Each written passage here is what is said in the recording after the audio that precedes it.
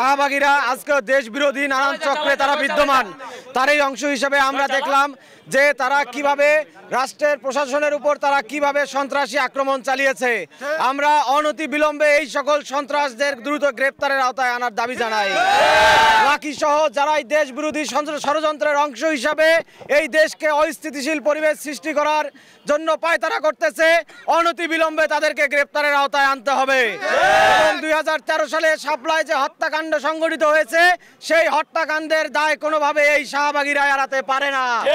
অনতি বিলম্বে তাদেরকে সেই হত্যাকাণ্ডের দায় ঘাড়ে নিয়ে বিচারের আওতায় আনতে হবে। আমরা আজকে বেগম রোকেয়া বিশ্ববিদ্যালয়ের মাটি থেকে এই শাহবাগী, এই দেশ বিরোধী শক্তি, এই দেশ বিরোধী চক্রান্তকারীদেরকে বলতে চাই যে এই বাংলাদেশ আর কোনো বিদেশি চক্রান্তে, আর কোনো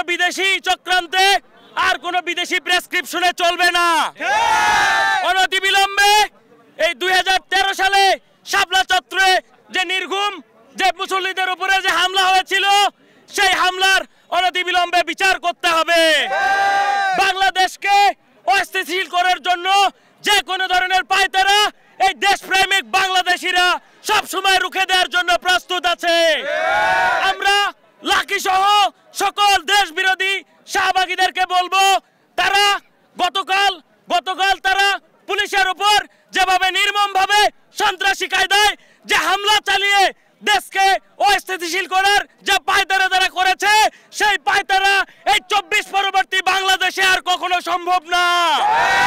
আমরা আমাদের আবু সাইদ, আমাদের ওয়াসিম মুগ্ধদের রক্তের বিনিময়ে যে বাংলাদেশ অর্জিত হয়েছে, সেই বাংলাদেশে শাহবাগীদের আর কোন দেশ বিরোধী চক্রান্ত আমরা সফল হতে দেব না।